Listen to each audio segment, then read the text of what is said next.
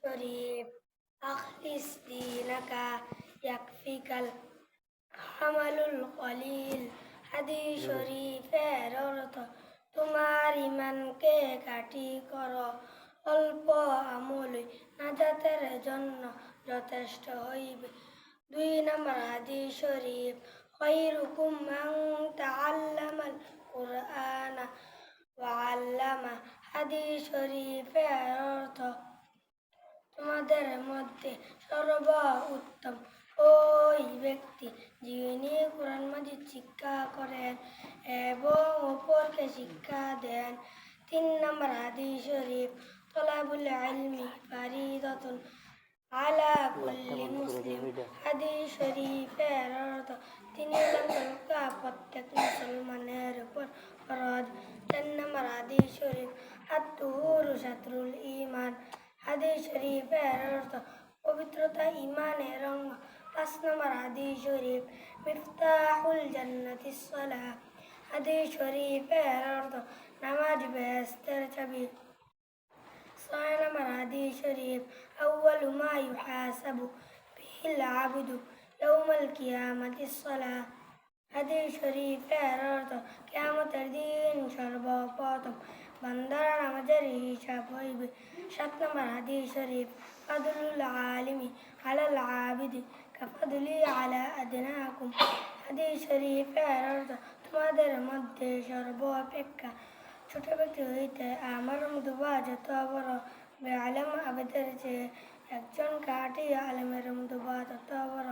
8 নম্বর হাদিস শরীফ আদ-দুআউ ওয়াল ইবাদা। হাদিস শরীফের অর্থ দোয়াই ইবাদত। 9 নম্বর হাদিস শরীফ মান লাম ইয়াসআলিল্লাহ ইয়াগদাব আলাইহি। হাদিস শরীফের অর্থ যে ব্যক্তি আল্লাহ তাআলার নিকট দোয়া করে না, আল্লাহ তাআলা তার উপর রাগান্বিত হন। 10 নম্বর হাদিস শরীফ লা ইয়ারহামুল্লাহু মান লা ইয়ারহামুন নাস।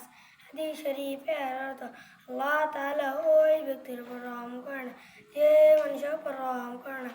11 নম্বর হাদিস শরীফ আল মুসলিমু মান সালিমাল মুসলিমুনা মিন লিসানিহি ওয়া ইয়াদিহি। হাদিস শরীফের অর্থ খাঁটি মুসলমান ওই ব্যক্তি যাহার হাত ও মুখ হইতে অপর মুসলমান নিরাপদ থাকে। 12 নম্বর হাদিস শরীফ হুব্বুদ দুনিয়া রা'সু কুল্লি খাতিয়া। হাদিস শরীফের অর্থ দুনিয়ার মহব্বত সমস্ত গুনাহের মূল। 13 নম্বর হাদিস শরীফ ইন্নামাল আমালু বিল খাওয়াতিম। হাদিস শরীফের অর্থ শেষ আমলই নির্ভরযোগ্য। 14 নম্বর হাদিস শরীফ তুহফাতুল মুমিনিল মাউত। হাদিস শরীফের অর্থ ঈমানদারদের জন্য মৃত্যু পরাশুরূপ। 15 নম্বর হাদিস শরীফ কাফা বিল মারই কাযিবান আন ইউহাদ্দিসা বিকুল্লি মা সামিআ। হাদিস শরীফের অর্থ যাহা শুনে তাহাই বলিতে থাকা। কোনো ব্যক্তি মিথ্যাবাদী হওয়ার জন্য ইহা যথেষ্ট। 16 নম্বর হাদিস শরীফ লা ইয়াদখুলুল জান্নাতা যাদুন গুযিয়া বিল হারাম। হাদিস শরীফের অর্থ হারাম ভক্ষণকারী শরীর বেহেশতে প্রবেশ করিবে না। 17 নম্বর হাদিস শরীফ বাল্লিগু আন্নী ওয়ালাউ আয়া। হাদিস শরীফের অর্থ আমার পক্ষ হইতে একটি বাণী হইলেও পৌঁছে দাও। 18 নম্বর হাদিস শরীফ মান সামাতা নাজা। হাদিস শরীফের অর্থ যে চুপ থেকে সে নাজাত পায়।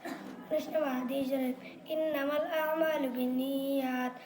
হাদিস শরীফের অর্থ সমস্ত কাজই নিয়তের উপর নির্ভর করে। 20 নম্বর হাদিস শরীফ লা ইয়াদখুলুল জান্নাতা খাত্তাতুন। হাদিস শরীফের অর্থ চুগলখোর উপলক্ষণ নিন্দাকারী বেহেশতে প্রবেশ